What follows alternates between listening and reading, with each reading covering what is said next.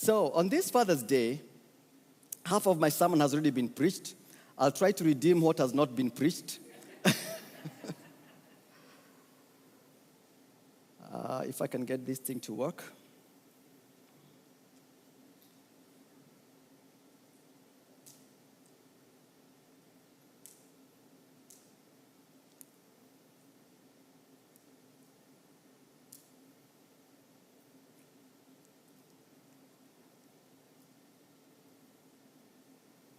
Okay, I'm totally lost now.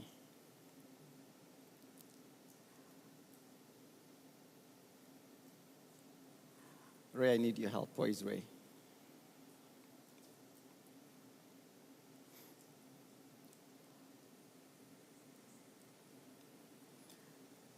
Praise the Lord.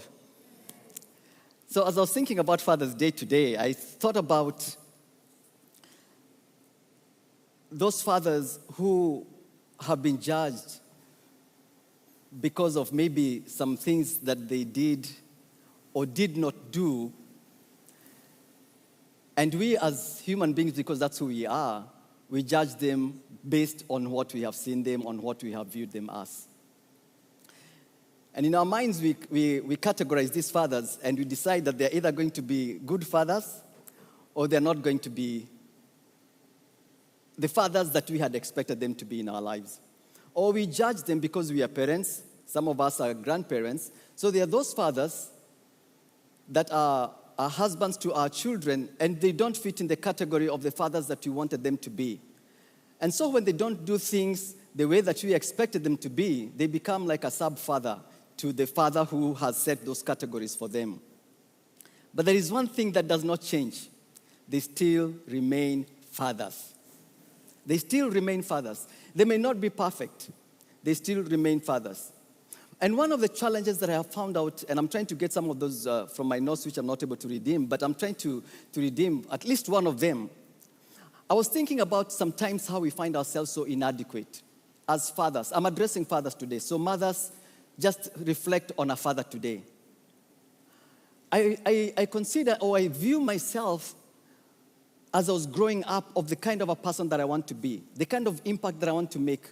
Maybe my world was not going to be to the whole world, but to the children that God will give me. But then as you grow up, the world starts throwing things at you. Things start happening, the kind of things that you had not anticipated, or the kind of things that you had not thought are going to be there. And then what happens, you start seeing yourself as inadequate. Look, everybody can be a father, but not everybody can be a father, if you see what I mean. Not everybody can be a father. And some of us, we start judging ourselves and we feel we are inadequate. Inadequate meaning that I'm not there yet. That I cannot be able to do what I need to do. Ray, if you could just...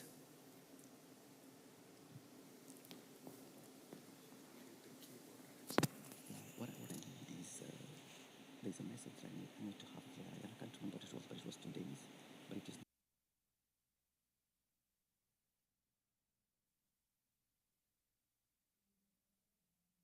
tells that we are inadequate. We are not the kind of fathers that we wanted to be, that we have fallen short of what we wanted to be. In the Bible, there is a man called Jeremiah. And Jeremiah is being given a responsibility. He is supposed to go and reach out to the nations. He has already been given an assignment. But what does he say himself? He mirrors himself, he looks at himself, and he said, it's not me. I am not able to do this. He says, I'm inadequate. I am not enough. I cannot be able to do the mission that God you are giving me to do. But God calls him again and assures him, yes, you can. Yes, you can be able to accomplish this mission. Yes, you can be able to go and reach to the nations. Inadequate as you are, saying that, Lord, I'm just a young man. I'm just a teenager. What do I know? Will they even listen to me? But God still comes back to him and says, yes, you can. You'll be able to reach the nations. You'll be able to touch the nations. I remember one story that I read or heard, and maybe this will resonate with you very quickly. And this is about a father in this country, probably from the country that you come from. And this father had gone to pick his son from the airport. His son he had just finished his freshman year, so he's coming home for summer holidays, as it were. And he goes and he gets the son. And as they're traveling, driving home, you know the conversation between a father and a son, it's not always that. Fathers don't have many words, and sons don't have those many words either. You know, if it was a mother, that would be a different story. But as he's driving home, he's trying to think of a conversation that he can have with his son, and he's not finding a relevant one. And then he decides, they actually passed through the school, the high school that he actually went to. And he asked the son, so son, what are your best memories, your most favorite memories in the high school, during your high school years? Oh, the son wished that he was never asked that question. The son kept quiet. He looked outside the window. He turned down. And he told his dad, which memories? Dad, did you ever come to any of my games? Just once, on Fridays, did you ever come to any of my games? Did you ever come to watch me? Did you ever know there was a scat? Did you ever know that I was being hunted by the other colleges? Did you ever know what was going on? And the dad was not sure where the conversation was going. And so he kept quiet. He said, no. The son was not done yet. He wiped his eyes, assuming that maybe there were tears that were trying to come out and he's trying to make them stay in. And then he told the dad, Dad, do you remember Fernandez? He said, mm-hmm. Fernandez's dad used to come from Austin every Friday. He would get into an airplane every Friday to come and be here to watch his son play the game. Thank you, Ray. He came every Friday for 4 years. 4 years. But you, Dad, you couldn't drive 20 minutes. This is a father and a son. Now I want you to pause for a moment, because maybe one of the fathers might be here, or maybe one of the son might actually be here in the house.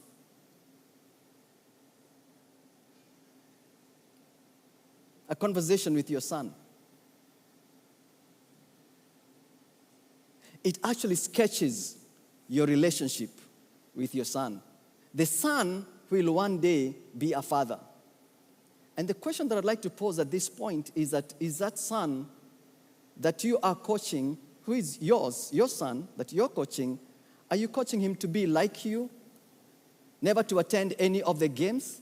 Never to support him or her?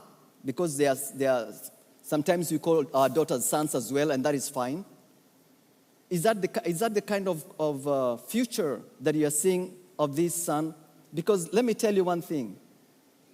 No matter how small a child will be, they always want to be like their father. They always want to be, the father is the person they want to mimic, the person that they want to ape. So if you want to be like a father, if you want the son to be like you, the father, then probably it's about time we started adjusting ourselves in the things that we do. If it is going for games, look, in this country, being there for your child is everything, because they have come to understand that my relationship is what is going to shape my child. You may speak all the words that you want to speak, or all the vocabularies that you want to speak, but in the end of the day, it is what this son sees that he will become. Think of the story that we just talked about, and just imagine what kind of a father is he going to be. He will try to be maybe in some games, and at some point he will say, heck, my dad never even came for one of them. My dad never came to any one of them. But today I want to encourage fathers. I don't want to beat on you too much because it's Father's Day. But I also understand that we are sometimes confronted with this thing that we call inadequacy. We feel that we're inadequate. We feel that we're not enough. we feel we are not prepared enough. And mothers know this very well, or daughters know this very well, that when a father is confronted with a situation, he does not have enough words to explain, and he feels misunderstood. What does he do? Church, talk to me. He engages this thing that we call silence, the sound of silence. And when a father becomes silent, he's not helpful.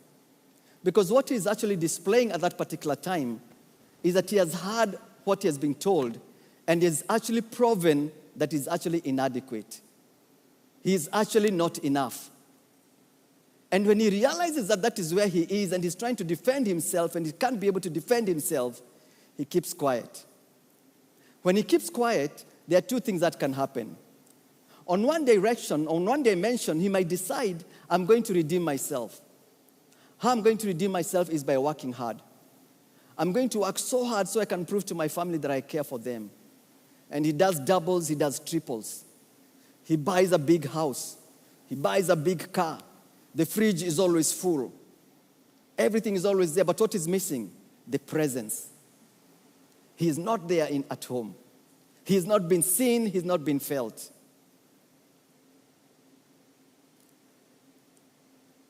And the father does not struggle with that because he's feeling that I'm doing what I need to do. I'm providing for my family. Because at one time, a situation showed itself up, and he felt that the only way he could be able to do, he felt judged, and the only way he could redeem himself is by working hard to support that family. And men, I want to challenge you today, because I think this is the right thing to do. Don't shut your voice off. Do not turn your voice off. Don't even bring it low. It doesn't matter what happens in families. It doesn't matter what happens in situations. If you can be able to sit in boardrooms and articulate our visions and what we want to see done or what you're going to do to those projects and whatever it is that you're doing, if you can sit in a classroom and be able to write and explain what needs to be explained, if you're a professor and you've done all those things, why do we stay silent in our homes? What makes us remain silent in our homes? And the only time we are talking is when you are shouting at your son or shouting at your daughter, avoiding one person I'll not name. You'll shout at them because they are vulnerable. You shout at them because they are easy target, but really they are not the target. You're trying to aim somewhere, but deliberately it's aiming it somewhere else. A story I have told here many times before is about David. And David, no doubt, don't misunderstand me, David was a great king. He did great and mighty things, a lot of things that were good. But one error that I find on David is when he kept silent. I'll tell you the story. David had a son, Amnon. And he had another son, Absalom. And a quick story. So Amnon looks at his stepsister Tamar, and he feels that this is the person that I should actually marry, I should want to be with. And he violates her. And David the king, he is the king, hears about it, and he's so upset, he's so angry. How could this happen? What happened to, what's going on in my family? What's going on in my home? But you know one thing he did not do? He did not address Amnon. He did not call him and say, come here, tell him to come to my high chambers. I need to talk to him. He did not utter a word. He kept silent. He kept silent. For 2 years, he kept silent. What did Tamar do? Absalom actually goes and calls Tamar the sister and says, you come and live with me. Because she's violated, she had no place to live. She could not live in the king's chambers. So he says, you come and live with me. And Tamar lived with Absalom for 2 years. The king never came to seek, how is Tamar doing? Is she okay? How is she going on? Absalom, how is Tamar? How is she? He never spoke a word. The voice of silence. He kept quiet. 2 years. Absalom got upset Because he felt it's not for him to go and explain to his father, the king. It is for the king, the father, to come and reach out to Tamar. Not for him to advocate for Tamar, it's for the king himself. He did not.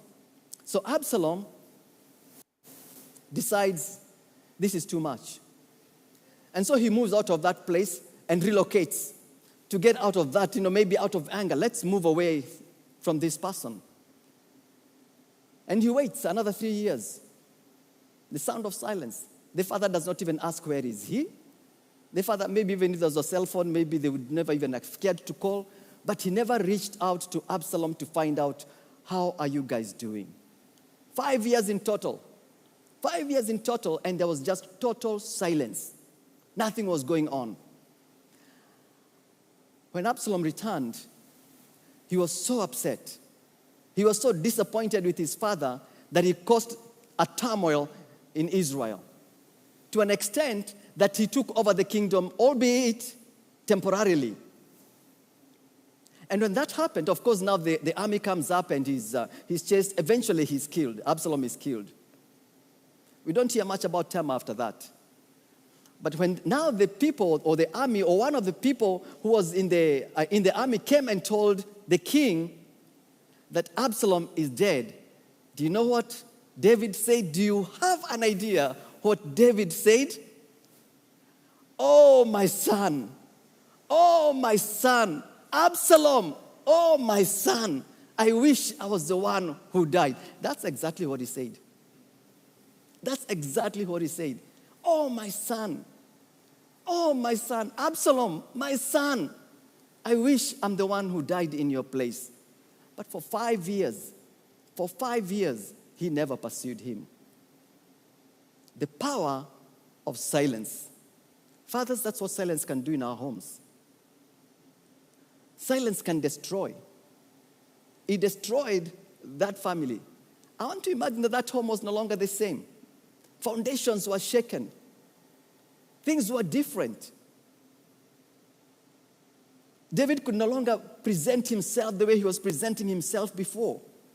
2 sons dead, a violated daughter, and silence, the voice of silence. Fathers, I think we've been called to something higher than that. We've been called to speak, to defend, to stand for our families. If things are not going right, it is our voice that is going to bring order. It is a voice that God has given us that is going to bring order.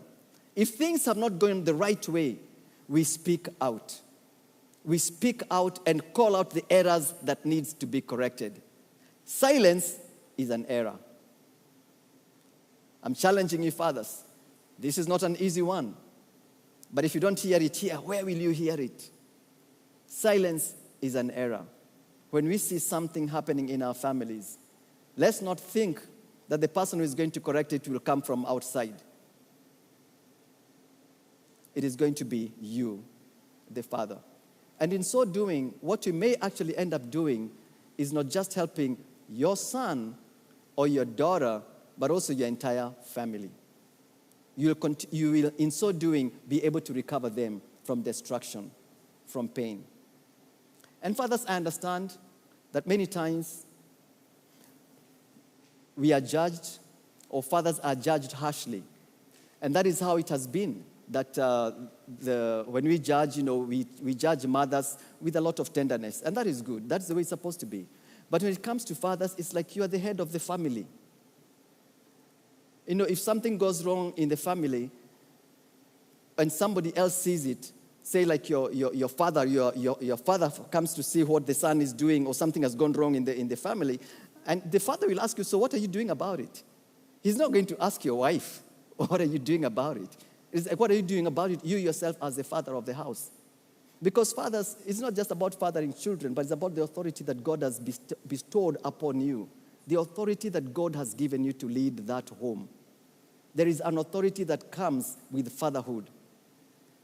And many times, we not ignore it. We stand at a place where we want to protect ourselves because we don't want kelele. If there is anything men defend themselves from, is that kelele. And a man will run away from, he will do anything to avoid kelele. But kelele will always be there. If you're married, there is kelele. If you don't repair something, there will be kelele. If you don't take the children somewhere, there will be kelele. So you might as well start managing that kelele. Know how to deal with it because it will be there. You can't avoid it. And I didn't call anybody kelele. I'm just saying. I'm just saying. Because it is universal. This is a universal trend. It's something that is, we can't say that it is among these nature of women or educated or not educated. I'm telling you, even a show will be grumbling to the grandpa, to the grandhusband, or the husband. It's just nature the way it is. And that's why I'm saying for fathers, and especially in the budding fathers who we are driven by success. We want the best for our families. We want the very best for our families. We want to do the most for our families. We think about those houses. We think about those cars that we want to drive. We want to think about the places, the estates that we are living in. They're good. The schools that our children will go in. Those are beautiful things that you want to do. The question that I want to ask you today is that at what cost?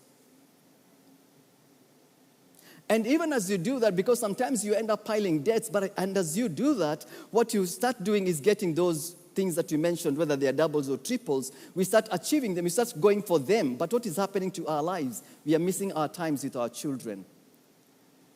And I would rather be with a child for an hour than to be coming home when they're asleep.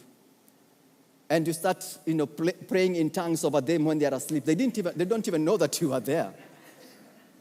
But to you, you're trying to fill in a gap, saying, at least I was there, I prayed over them, kwanza in tongues. But they don't even know that you are there. Because it is not about you praying for them. It's about your presence. It's about the difference that you make in a child's life. Now, many of the fathers that are here today, you are brought up in such a way, where probably your father worked about several kilometers away from home and you would not be home because there were no transport to come home. I understand. But I'm saying that we can change that lifestyle. We don't have to copy what was done to us. Things are different now. You can afford cars. So you can actually say, I'm actually going to take only this shift and I'm going to be home with my children because they need me. The voice of a father is very, very important.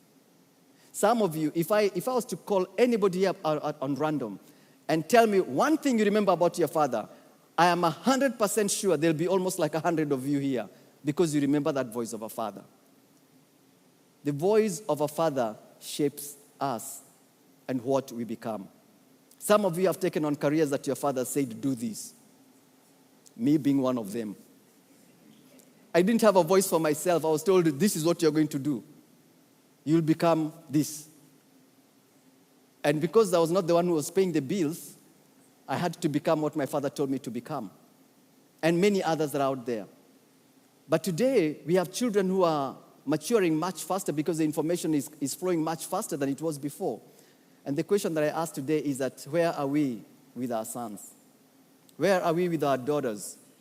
Are we nurturing them or are we letting the world nurture them?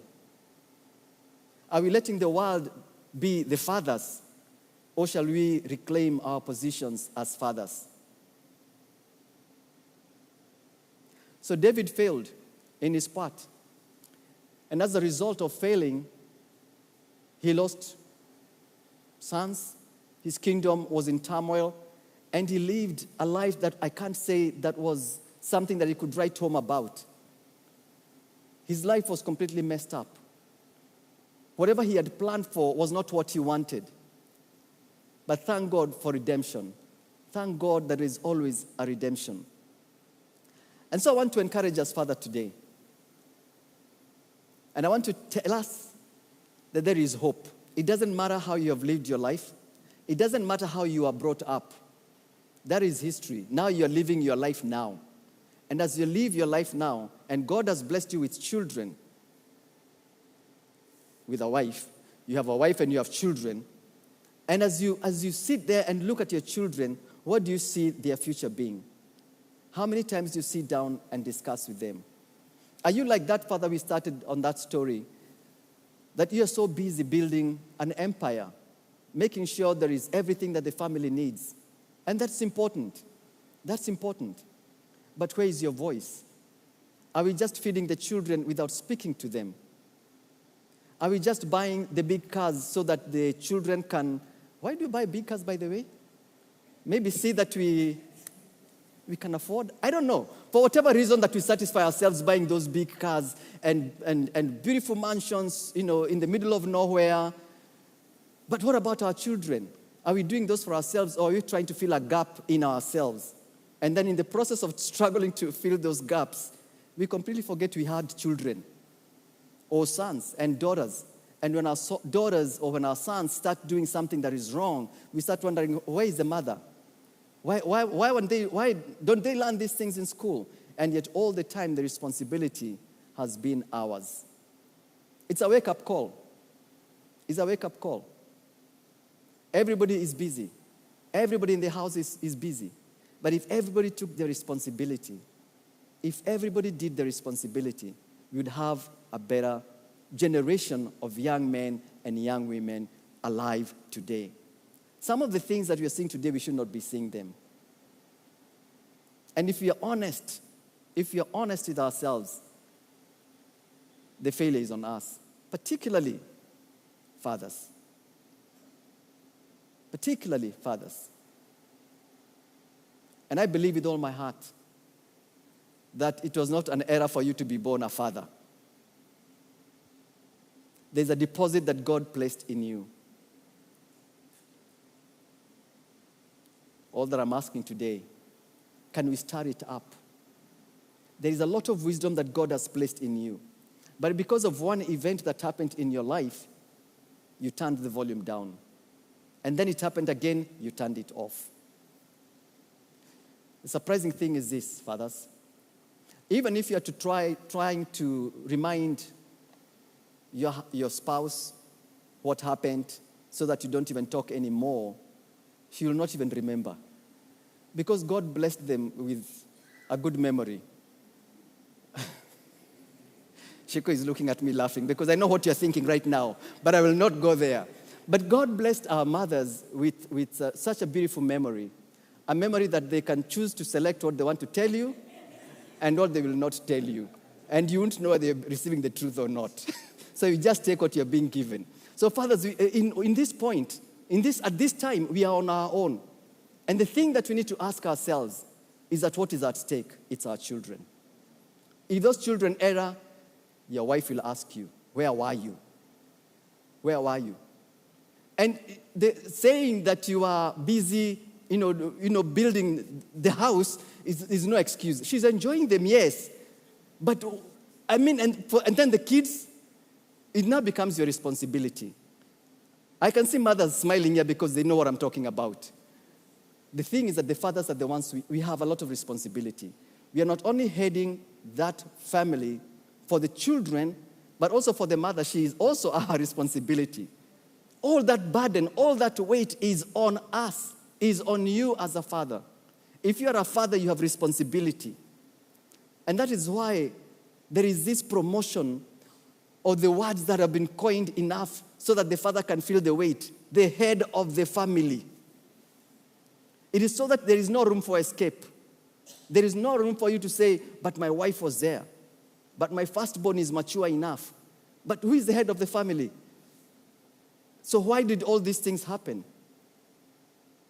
Mr. David, Your Royal Highness King David, why did all this happen? Where were you? Well, I thought the mother would be able to control all these things. But you're the king. You're the head of the family. May God help us. May God help us. I am not saying it is easy. I know it is difficult. I have sons of my own.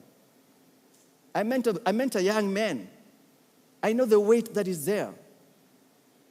And you know some of the things they mention even as you mentor them, it's the weight that is in the family.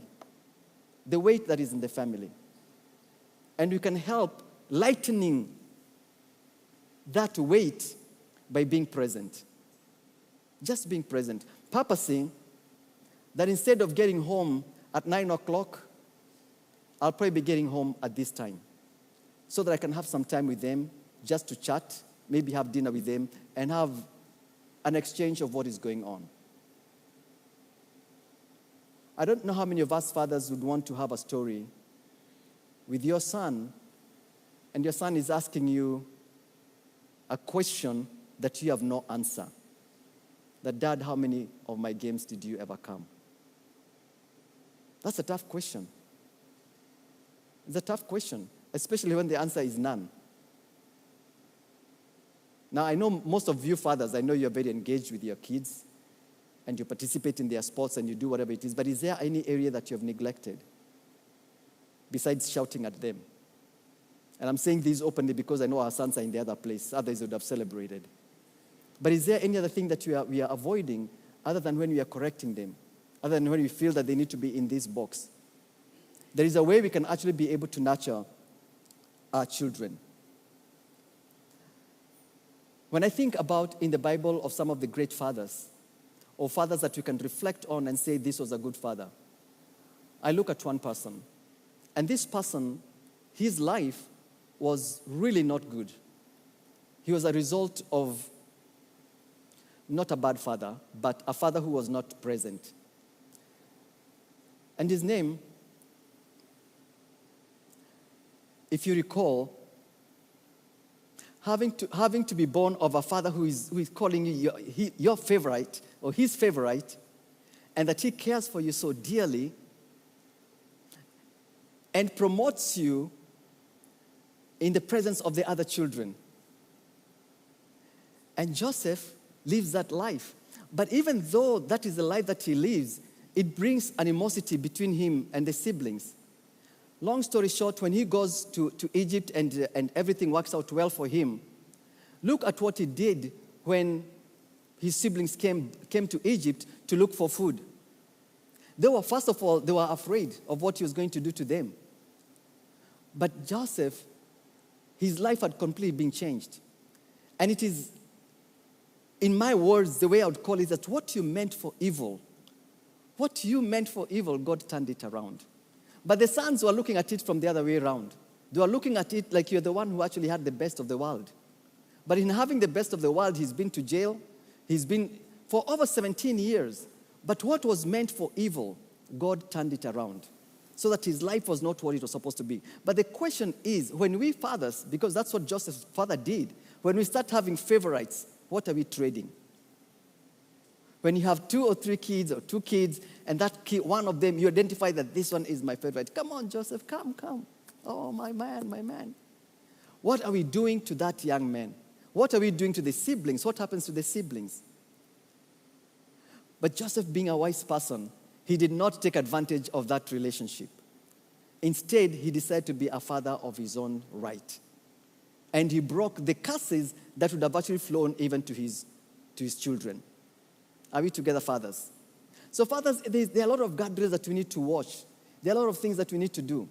But one important thing I want you to remember today is this. There are words that we speak to our children, and we think that it ends there. But in the child's mind, it's a conversation that is still going on in the head. And he's asking himself, so if I tell Dad this, Dad will tell me this, because that's what he told me last week. But if I tell him this, then he's also going to say this. Come on, fathers, you've been sons before, so I'm preaching to the choir.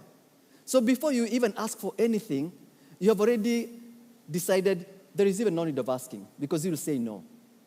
Because you have ran that conversation through your script in the head, and the result is no. Because that's what you saw. That's what your dad went through. That's what he told you the first time, and you say it's not worth asking anymore. But if you say that yes, or you say, no, Kasan, let's think about it. Let's look at the options. So in other words, you're telling him, maybe the resources are not there, but we can talk about it. Let's talk about it. And we talk about it, we bring reason, and we break it down. When this son grows up and matures up, he'll mimic what he learned from his father. Fathers, we are banks. We have resources, a lot of resources. There's a lot of wisdom that God has placed in our hearts, in our minds, in our spirits. The reality is this. And I want to say this very, very carefully, but I'll say it in a way that it will still have a weight. That the world depends on the wisdom you put across to your son. Because they will be the leaders of the next world. That's what we were always told. We were told, ever since I was growing up, you'll be the leaders of tomorrow. My tomorrow never came. But I realized they didn't mean that tomorrow. They meant that when I grow up, I will be a leader. But how many times do we speak to our children in that language? And letting them see that our success is not luck. It is hard work, it is discipline, it is integrity, it is honor. That is what has made me to be where I am. And son, I want you to do exactly that. And this is what we're going to be doing. Every Saturday, I want us to be doing this project together. And you start coaching these young men. When he grows up, you'll never forget. But when we select one of them out of the 10 that we have, or out of the 3, we say, no, this one is my favorite. And you wonder why he's having scars on his head, or his ear, there's something wrong with his ear. Because children are children. And I know you don't do that. And so I'm just saying this for your records. That we owe it to ourselves. The kind of children we are going to have, or the kind of children, the kind of people they're going to become in the tomorrow is going to depend on the way you're parenting them today. If Joseph's dad balanced the way these children were growing up, that family would have been very different. Well, probably maybe Joseph would never have ended up in Egypt. Maybe during the famine, the family would all have collapsed. So maybe that's a story for another day. But he would have remained in the family. He would have remained at home. Maybe if David was reasonable to his sons, the chaos that the family and the country went through, they would never have experienced it. Because they learned how to be responsible. They learned how to be men. They learned how to care for one another. But when we are broken in us, in ourselves, because David's life was not a clean life, and when we are broken and we transfer that brokenness to our sons and our daughters, they also become broken, and we start wondering, why are they leading a broken life?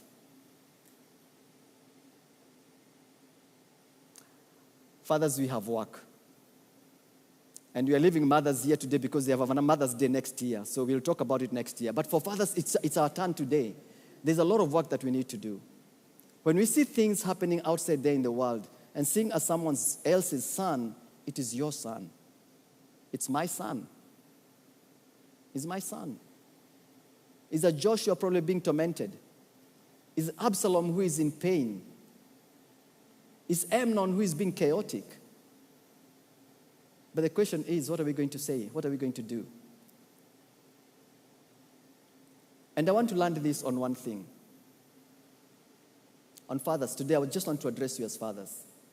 I want to encourage every father to be a mentor. Be a mentor. You can be. I know in your mind you're running a lot of scripts right now saying, no, if that, this, I can't, I'm not able, I can't. And you've already said no. You can. You can be a mentor. You can help a kid who is going astray to straighten up. Your voice matters. And sometimes all that you need to do is just to sit with this young man and just give him a direction. A direction probably he's never heard from anybody. A direction that he has never been told. But you tell him, son, if you continue in this path, you're going to be in a lot of trouble with the government. Stop it. Stop it now. And this boy will stop, or this young man will stop, because he has never had that caution from any other person. We have a lot of sons in this church. And some of them are our own. Allow other fathers to mentor your sons as well. Because they'll speak in a language that is slightly different, and they'll be heard better than how you speak to your children. I urge you, fathers, think about your sons. There are a lot of children who are on the wrong side. A lot of children that are on the wrong side, not very far from here, within Richardson area, within Dallas area. Talk to any person who is in mental health issues, particularly in downtown Dallas, and they'll tell you how many people from countries that are familiar to us that are struggling with mental issues, that are struggling with drugs and stuff like that. How did it get there? How did it land there? Is because by the time you are having a voice, by the time you are realizing that you have a voice to speak, it was already too late. How about we start speaking to them early? How about if we start speaking to them and directing them early enough? Don't wait until they're in middle school. Don't wait until they're graduating. How about if we start speaking to them right now, when they're still in their formation years? When you can still stop them and say, come on, son, come talk to me. What's going on? They'll honor you. The sons are not that bad. They'll listen to you. And all that you need to do is just to speak a word of hope. And these kids will listen to you, and you'll have saved somebody's son. Fathers, you can do this. Fathers, you can do this. I know the weight is a lot on you. I know the burdens are a lot. But here in our community, you can direct one child. You can direct one son. And you may never know what the impact that your word or your conversation has had with that child until years later when you look back and say, I'm glad he's graduating from high school, or I'm glad that he's graduating from university, but it is a word that you spoke to him. Create relationships with these young men. It is not difficult. Make them your friends. Be an uncle. I'm an uncle to so many of them, a father to so many of them. I don't even remember my children because there are so many of them. But you know what? I have no. If any child wants to come and talk to me, I will stop. I will stop and I'll listen. And I'll advise them. I'll tell them what I think they need to do, the path I think they need to do. Because if I don't, the world will advise them. And the results will not be what you're expecting. It's Father's Day. But this is the weight I wanted to put more on you. Because fathers, our sons are not going to change automatically. Our children are not going to just immediately become, excellent in what they do without a voice speaking to them. We need to form a partnership. You and I, you and the father sitting next to you, you and the father behind you, the father ahead of you, or the mother ahead of you, the mother behind you. We need to form a partnership. We need to speak to our children and direct them and help them help open their eyes to see that there is a hope tomorrow, to see that there's something that God has created in them, that there is a future for them. Yes, I understand that sometimes you're overwhelmed by many things, and when you come to church, you just want to be blessed and go home. Before you go home, speak to a child. Speak to a daughter. Speak life to them.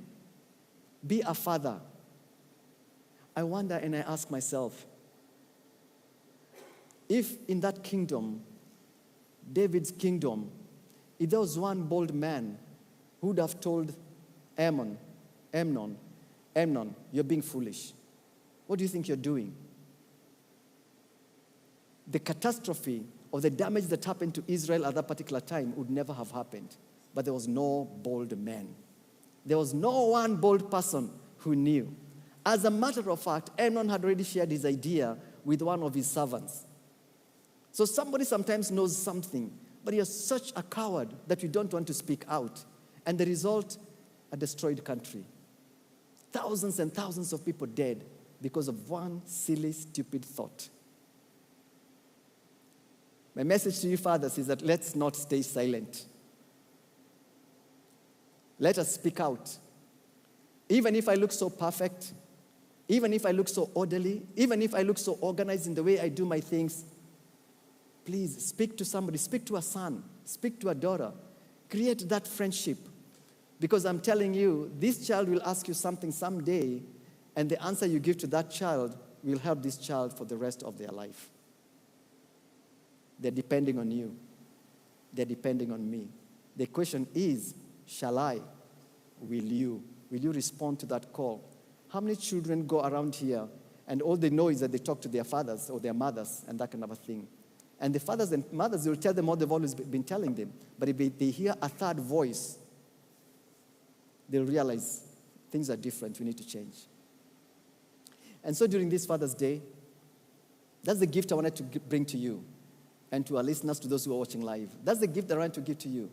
Because I don't think there is any other gift that we can give to fathers. There is no tool that we could give to you or we can give to ourselves other than to make sure that we're not cloning a replica of who we are, but we are nurturing our sons to be better people, better leaders, better than I am. For every son that I speak to, for every son that you speak to, let that son or daughter be better than yourself. That is all that you're looking for. That is my prayer. And I know because this is a tough message, I want to go back to the very beginning of the story. Because many of you are young fathers. When your son asks, or when you ask your son, What is your favorite memory about this school, or about this place, or about this home, because you've already left, you've gone to college. When you come back, what's the favorite thing, for you? Will your son or daughter have a good answer? Or what answer do you think your son will give you? Or will it be, you never came, you never visited, you never came for my recitals, you never came for my dances, you never came for my basketball game, my volleyball game, my football. You never showed up, Dad. 4 years, just one Friday, Dad, just one Friday. You never showed up. But Fernandez's dad, he could buy a ticket from Austin every Friday to come and watch his son's game. But he couldn't drive for 20 minutes. Let that sink in. And ask yourself, what's most important? The wallet, the bank account, the car, the house, or your presence with your son? I want you to identify a father who is next to you. If there's no father next to you, a father who is in front of you or behind you, I want you to pray a prayer for that father. Because being a father in this time is heavy. And even though my message for today was intended to be heavy, I want you to pray for that father. That father will never give up. That father will do his utmost best to be there for the son, for the daughter, present, physically present. That they will be able to put aside everything else and center on these young ones. And I'll give you a minute as the worship comes and help me finalize our service today. A father who is ahead of you, it's okay, you can shift seats, you can move around and pray for somebody. Let this message not just be wasted. Let this message not just disappear. Let it not just go silently. Pray for a father, because the weight is real. The weight is real. The weight is real. Pray for a father. Mother, pray for a father somewhere. Whisper a prayer.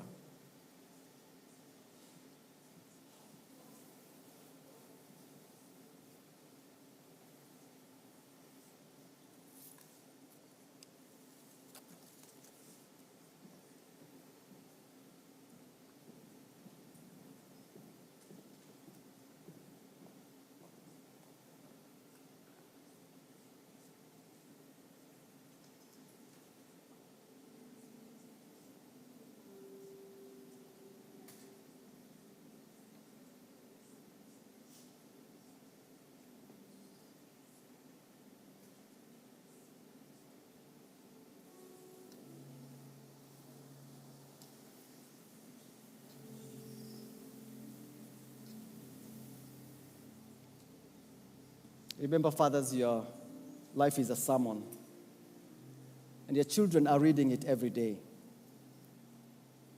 Proverbs 27 says, "The righteous man walks in his integrity, and blessed are his children after him." Not the perfect man, the righteous man, the one walking in the right direction, even when he stumbles.